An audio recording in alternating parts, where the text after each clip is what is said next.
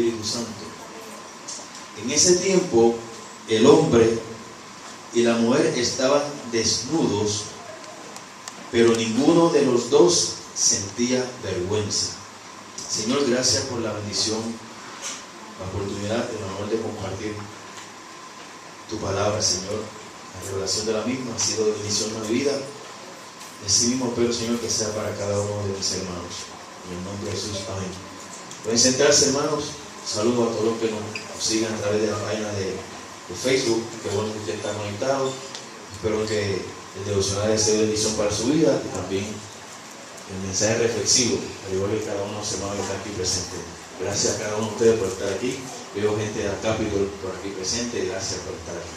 Mire, el verso que leímos, Génesis capítulo 2, versículo 25, nos traslada al séptimo día de la creación. Fue en el momento que Moisés narra que Dios creó al hombre. Anterior a esto, Dios creó la fauna, creó la flora, los animales, las plantas, y todas las puso en el huerto. Cuando nosotros leemos la historia de la creación, llegamos a la conclusión que Dios no dejó fuera ningún elemento, ningún detalle, con tal de que el hombre se sintiera complacido en el huerto del Edén. Cuando lo puso allí, el hombre tenía todo, y solamente le pidió que lo administrara. Dios le dijo al hombre que le pusiera inclusive el nombre a todos los animales, a todas las plantas. Entre todas esas instrucciones que Dios le había dado al hombre, hay una bien importante. Y le dice, Génesis 2, 15, 17, Dios el Señor tomó al hombre y lo puso en el jardín del Edén para que lo cultivara y lo cuidara. Y le dio este mandato: puedes comer de todos los árboles del jardín, pero del árbol del conocimiento del bien y del mal no deberás comer. El día que de él comas, ciertamente morirás. Luego dijo el Señor: no es bueno que el hombre esté solo, voy a hacerle una ayuda adecuada, una ayuda idónea. Así que Dios le da instrucciones al hombre y luego entonces le trae la ayuda adecuada, la ayuda idónea. Y esto es bien interesante, bien importante, porque aquí vemos el diseño de Dios. El diseño de Dios. El hombre recibe unas instrucciones para recibir un trabajo, tiene una responsabilidad bien grande, y luego entonces dice: ok, ahora es necesario que yo te traiga una ayuda. Fíjense el complemento de lo que es el hombre y la mujer, y el diseño creado nada más y nada menos por Dios. El momento en que ese diseño se altere, hay fracaso. Y no solamente en el matrimonio, sino cualquier empresa. Uno hace el trabajo, uno recibe las instrucciones del jefe para hacer el trabajo, y el otro es el ayudante. Me transporto al tiempo que yo estaba de técnico trabajando en la empresa Ducom, y teníamos un equipo de ingeniería donde había diferentes clasificaciones. Había técnico electrónica, había instrumentistas, había mecánico industrial, había de todo. Y ese era un complemento que reuníamos lo que era el departamento de ingeniería, que dábamos servicio a las diferentes máquinas y a diferentes personas que trabajaban allí, en las líneas. Y tenía este compañero llamado Luis Tirado. Puedo mencionar su nombre porque lo que va a hablar cuál es bueno. Y nosotros cariñosamente le decíamos Tiri. Este caballero no tenía específicamente ninguna clasificación. Ni era electricista, ni era electrónico, ni era instrumentista, ni era mecánico. Él era lo que nosotros conocemos como un hora ramo. Lo interesante de este individuo es que cuando nos asignaban los trabajos, nos decíamos que hay que hacer una reparación en ese equipo. Tirado se convertía en esa ayuda que nosotros teníamos. Y yo disfrutaba trabajar con Tirado, porque si me tocaba subir a una escalera para allá arriba cambiar algo de un sistema, él era el hombre que sujetaba esa escalera con tal de que yo me sintiera seguro. Era el hombre que estaba pendiente a cualquier detalle. Decir: Mike, ese cable le faltó ponerle tape. O Mike, ese tornillo yo creo que está un poquito flojo. Era el que estaba pendiente ahí para cualquier detalle que a mí se me pudiera escapar. era realmente una ayuda adecuada, una ayuda idónea para hacer el trabajo. Tirado no estaba pendiente a subir la escalera a hacer mi trabajo. Tirado no estaba pendiente a competir conmigo en la función de realizar mi trabajo. Él estaba bien consciente de que él estaba allí para ser mi ayudante. Yo era el técnico de electrónica y él era mi ayudante. Y qué importante, hermano, cuando eso está bien identificado y ese diseño, esa estructura que es la que Dios establece en la relación del hombre y la mujer se lleva a cabo. Eso funciona perfecto. El día que se entere ese diseño, digo nuevamente, hay fracaso. Tenganlo presente. Mire, interesante también que Moisés recalca a través de esta narración que el hombre y la mujer estaban desnudos y no se avergonzaban, no sentían vergüenza. El mensaje de hoy, la desnudez. El diccionario da el significado de la desnudez simplemente el hecho de que un hombre o una mujer esté sin ropa. Pero para mí, el hecho de que Moisés resaltara de que el hombre y la mujer estuviesen desnudos y no tuvieran vergüenza, tiene que ver mucho más con que no tenían ropa. Y es que la desnudez en ese momento representaba lo que era la transparencia entre uno y otro.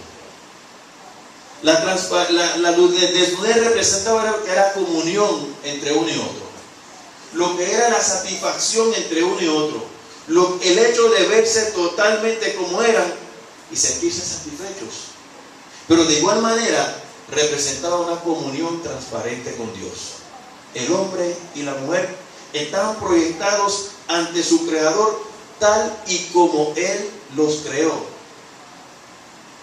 Hombre y mujer completamente desnudos, caminando por el huerto, participando de todo, sin ninguna inhibición, sin ningún complejo. Era todo bello, hermoso, ¿verdad que sí? Pero ¿qué pasa? Más adelante, en el capítulo 3, relata Moisés el momento más difícil en la vida del hombre. El momento, diría yo, más triste en la vida del hombre. En la historia del hombre no hay un momento más triste, más drástico que lo que se narra en Génesis capítulo 3. Dice lo siguiente: la serpiente era más astuta que todos los animales del campo que Dios el Señor había hecho. Así que le preguntó a la mujer: ¿es verdad que Dios le dijo que no comieran de ningún árbol del jardín? ¿Podemos comer del fruto de todos los árboles?, respondió la mujer. Pero en cuanto al fruto del árbol que está en medio del jardín, Dios nos ha dicho: no coman de ese árbol ni lo toquen, de lo contrario morirán. Cuando nos trasladamos al capítulo 2, encontramos que esta instrucción Dios se la dio al hombre. La mujer todavía no estaba en el escenario. Dios se lo dio al hombre. Lo que implica es que en esta conversación que la mujer tiene con la serpiente, Adán había transmitido perfectamente las instrucciones que Dios había puesto en él y lo había compartido perfectamente con la mujer. Lo que la mujer dice aquí es exactamente lo que Dios le había dicho a Adán: de ese árbol ustedes no pueden comer porque en el momento que coman morirán. Y esto es lo que la mujer le dice a la serpiente. Versículo 4: pero la serpiente le dijo a la mujer: no es cierto, no van a morir. Dios sabe muy bien que cuando coman de ese árbol se le abrirán los ojos y llegarán a ser como Dios. Wow. Conocedores del bien y del mal. La mujer vio que el fruto del árbol era bueno para comer y que tenía buen aspecto y era deseable para adquirir sabiduría. Así que tomó de su fruto y comió. Luego le dio a su esposo y también él comió. En ese momento se le abrieron los ojos y tomaron conciencia de su desnudez. Por eso, para cubrirse, entretejieron hojas de higuera. Es ahí donde por primera vez entra en la escena de la vida del hombre lo que es el pecado. El hombre desobedece a Dios. Interesante que el enemigo es bien estratégico, porque no se le acercó a Adán, se le acercó a Eva. ¿Por qué se le acercó a Eva? Le voy a dar esa asignación. Maestro, usted tiene esa asignación. ¿Por qué el enemigo se acercó a Eva y no se acercó al hombre? Vamos a discutir la semana. Miren, el enemigo es estratégico, tan estratégico que usa lo creado por Dios para hacer daño. Siempre y cuando aquello que es creado se pone a la disposición del enemigo. ¿Eso es cierto? Los instrumentos creados por Dios, la gente creada por Dios, los recursos creados por Dios, son los mismos que el enemigo usa en contra de la creación.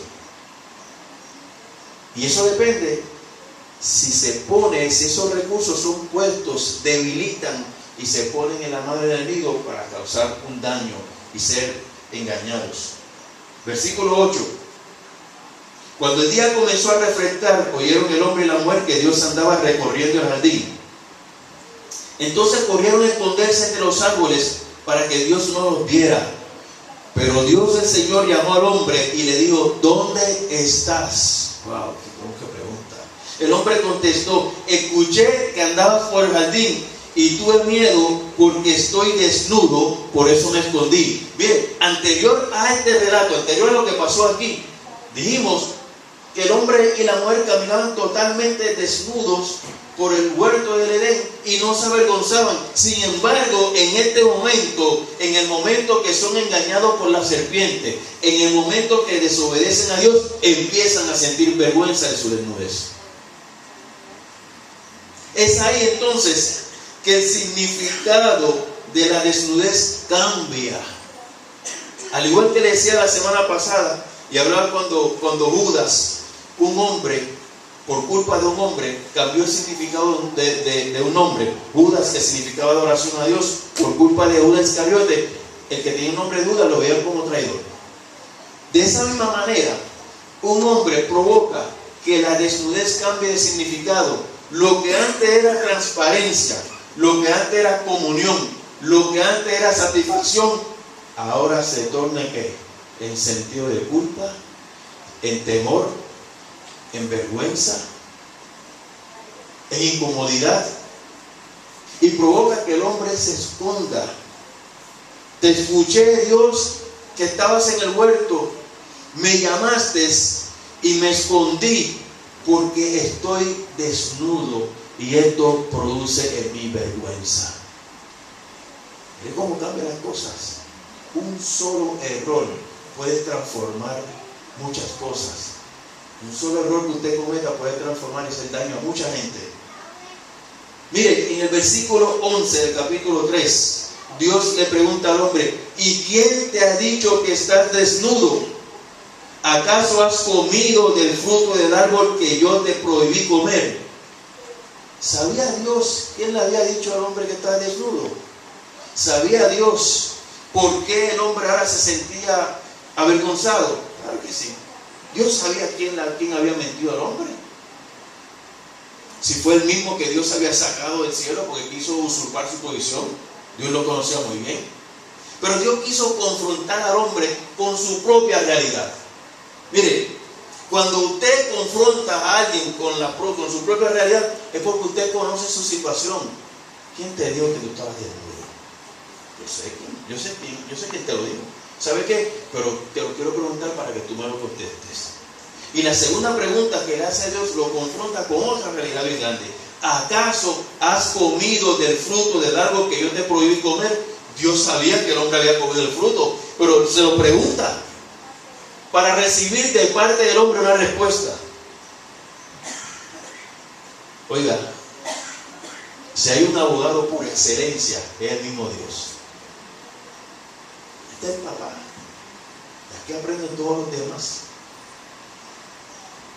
Hablaba una vez con una amiga que es jueza y me decía que parte de los estudios de ellos en la cuestión de las leyes, tenemos en medio de nosotros un profesor en leyes, era que tenían que estudiar cómo Pablo se defendió en las diferentes cortes.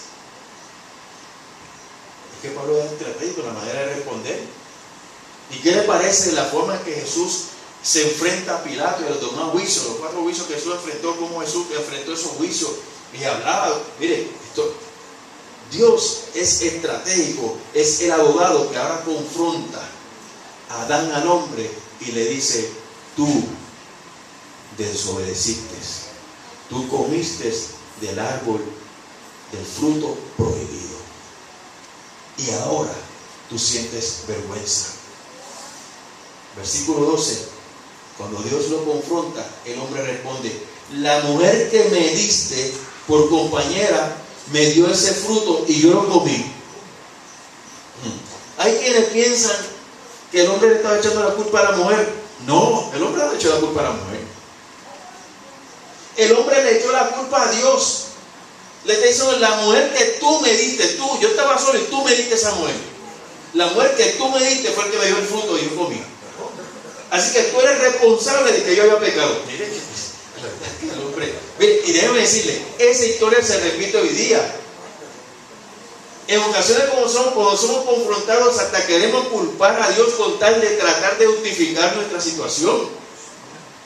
Queremos justificar nuestro pecado, nuestro error, y con tal de salir bien, si tenemos un momento de culpar a Dios, lo culpamos también hoy día.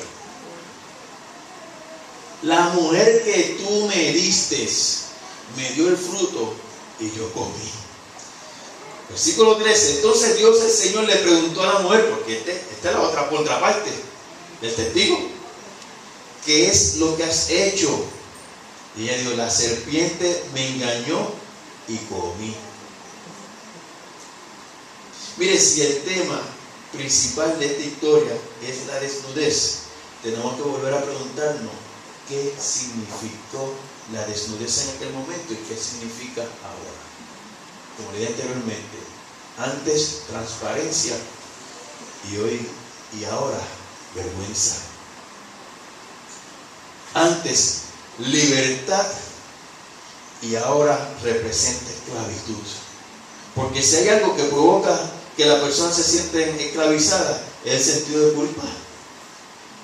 No es que esté en una cárcel, no es que esté detrás de unas rejas, es que tu propia conciencia te esté culpando. Eso es la peor cárcel que usted puede tener. Esa es la peor esclavitud que una persona puede tener.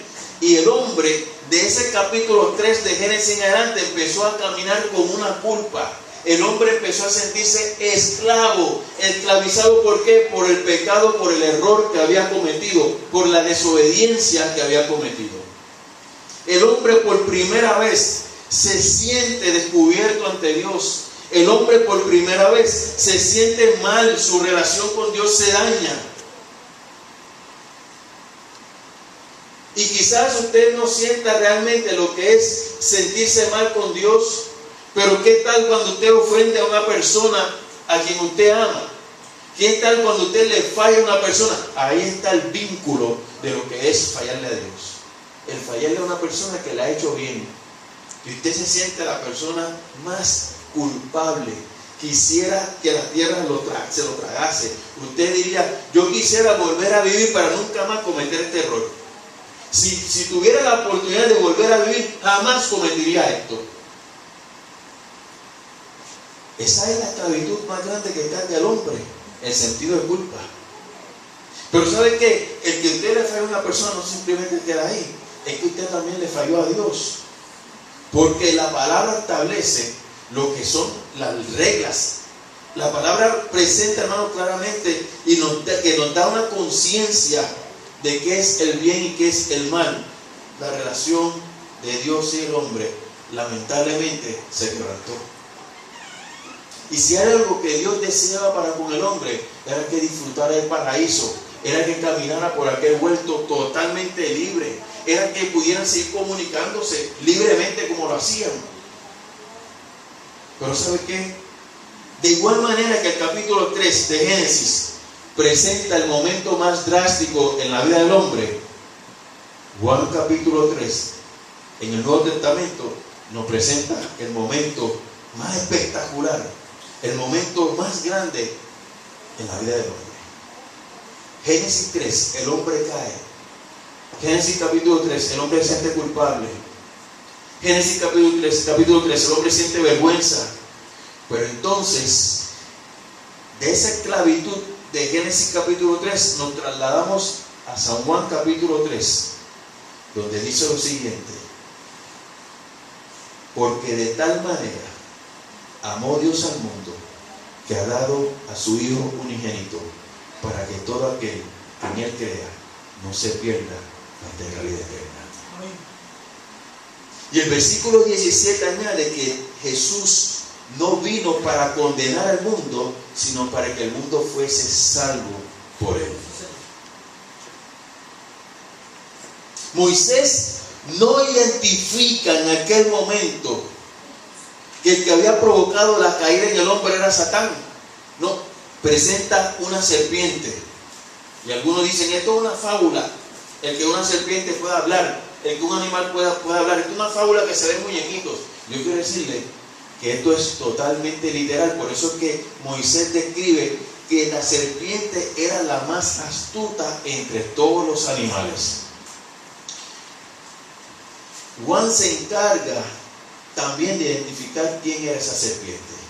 Juan 8:44 dice: ustedes son de su padre el diablo, cuyos deseos quiere cumplir. Escuche bien esto: desde el principio este ha sido un asesino y no se mantiene en la verdad, porque no hay verdad en él.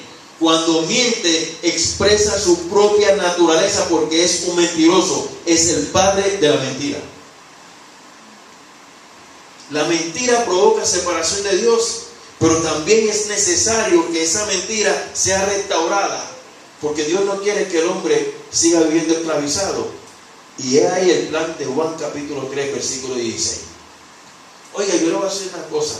Usted se preguntará hoy día, en la sociedad que vivimos hoy día, usted se preguntará, ¿y por qué será que la gente sigue mintiendo, que la gente sigue robando, que la gente sigue asesinando?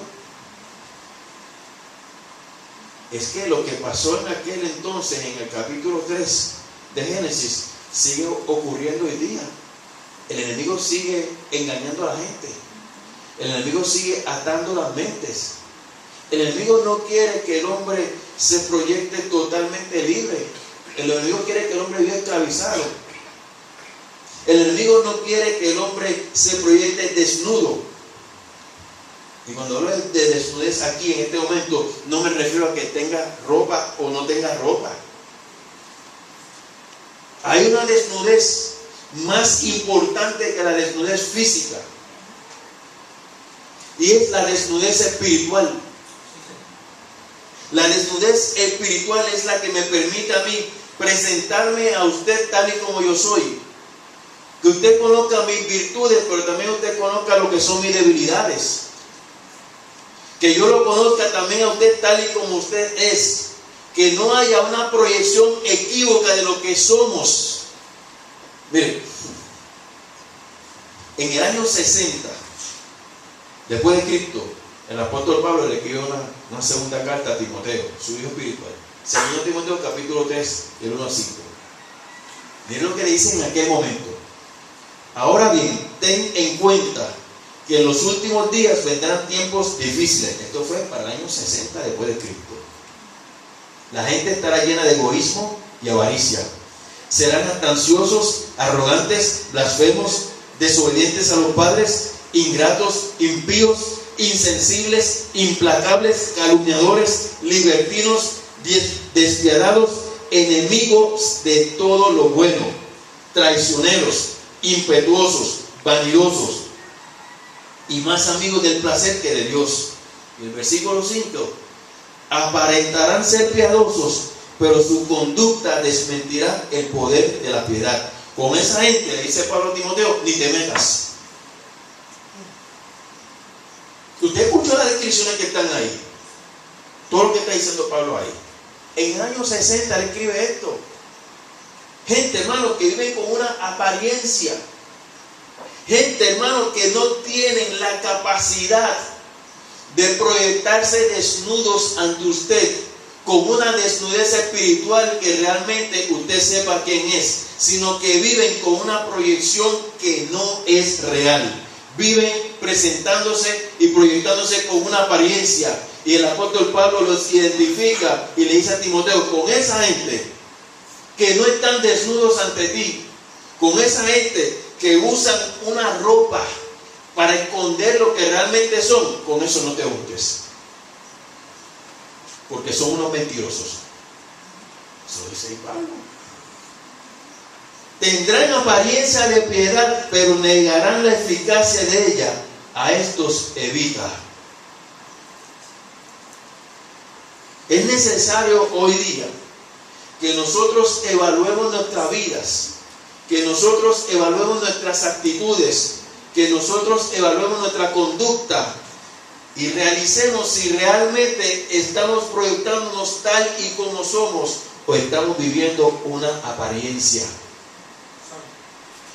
Que posiblemente seamos tal payaso que nos proyectemos felizmente frente a los demás, pero internamente estamos llorando. Dígame si es o no cierto que ese es el mundo que nosotros vivimos. Un mundo de mucha falacia, un mundo de mucha proyección equívoca, un mundo de mucha hipocresía, un mundo de mucha falsedad. Se proyectan a ti, se presentan como si fueran tus mejores amigos, pero realmente no lo son. En el momento de la dificultad se van y te dejan solo. Esos no son amigos. Y qué bueno cuando pasan ciertos momentos en nuestras vidas, como la vivió el Señor Jesucristo, para realmente saber quiénes son nuestros amigos. En cada una de nuestras vidas hay un Judas. En cada una de nuestras vidas hay un Judas, hay un traidor. Pero sépase que ese traidor es necesario, es parte de los ingredientes que Dios permite que nos lleguen a nuestra vida para que podamos crecer y seamos hombres y mujeres más fuertes, más sólidos, más identificados con la verdad, más identificados con la palabra de Dios. Yo creo que hoy en día, señores, de nosotros dejar de vivir, los que estén viviendo así, vivir una falacia. Y muchos viven así porque no han tenido un encuentro con el Cristo de la gloria. El hombre en Génesis capítulo 3 cayó, le falló a Dios. De ahí en adelante se sintió culpable. De ahí en adelante él no tenía la capacidad, no sentía la fuerza de mirar de frente a Dios. Se escondió. Pero ¿saben una cosa? Juntamente con esa caída del hombre viene el plan de redención. Yo quiero que ustedes tengan vida y que la tengan en abundancia. Yo quiero que ustedes tengan paz. Mi paz os doy, mi paz os dejo. Yo no las doy como el mundo la da. Voy a preparar lugar para ustedes. Yo quiero que ustedes vivan en una relación sana con los demás. Y para eso es necesario que tengan una relación sana conmigo. Romanos capítulo 5, el apóstol Pablo dice lo siguiente: tampoco se puede comparar la dádiva de Dios con las consecuencias del pecado de Adán. El juicio que lleva a la condenación fue el resultado de un solo pecado, pero la dádiva que lleva a la justificación tiene que ver con una multitud de transgresiones. Escuche bien lo que está diciendo aquí. Permítame repetir esto. Tampoco se puede comparar la dádiva de Dios con las consecuencias del pecado de Adán. El juicio que lleva a la condenación fue el resultado de un solo pecado: el comerse el fruto prohibido. Pero la dádiva que lleva a la justificación tiene que ver con una multitud de transgresiones. Lo que está diciendo el apóstol Pablo es que Adán cometió un pecado y por ahí entra el juicio, ¿verdad que sí? Pero entonces él está diciendo que la justificación de Dios no es solamente con el comerse un fruto prohibido, es con todas las transgresiones que nosotros cometemos a diario. Ese es el poder de la resurrección de Cristo. Mire, y finalmente, en el capítulo 5 de Romanos, versículo 1, él dice: justificado pues por la fe, tenemos paz para con Dios por medio de nuestro Señor Jesucristo. Aquí no hay ni uno que haya sido encontrado justo ante la presencia de Dios. No hay ni uno solo. descubierto justo ante la presencia de Dios. Todos, en determinado momento, tenemos que confesar nuestros pecados y a través de la confesión alcanzar la salvación. No se de iglesias.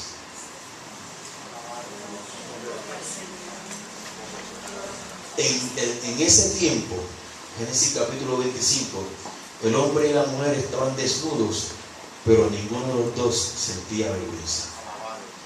Hoy es un día que Dios quiere que usted empiece a vivir sin vergüenza. Sin vergüenza alguna, que usted no se sienta avergonzado por nada. Que usted camine de frente a Dios y de frente a su prójimo, porque usted no tiene nada que esconder. Hoy es un día que Dios quiere que usted sienta el perdón de sus pecados. Hoy es el día que el Señor te invita en este momento, que tú bajes tu rostro, que tú confieses al Señor y digas: Señor, yo quiero que tú perdones mis pecados. Señor, yo quiero que tú me transformes. Señor, mira este pueblo que está aquí. Tu palabra ha sido compartido con ellos. Tu palabra ha sido compartido, Señor. De igual manera que entró el pecado por un hombre, a través de un hombre entra la salvación. Señor, y estamos agradecidos de ti, porque gracias a ti podemos sentir la justificación de nuestros pecados. Podemos sentir el perdón de nuestros pecados. Sabemos, Señor, que tú se nos borras todos los días. Cada vez que nosotros confesamos nuestros pecados, tú los borras y nosotros podemos levantarnos y caminar nuevamente con total transparencia ante tu presencia. Señor, gracias por tu perdón, porque tu perdón nos hace sentirnos libres. En el nombre de Jesús. Amén. Muchas gracias, hermanos, por su tiempo. Pueden sentarse.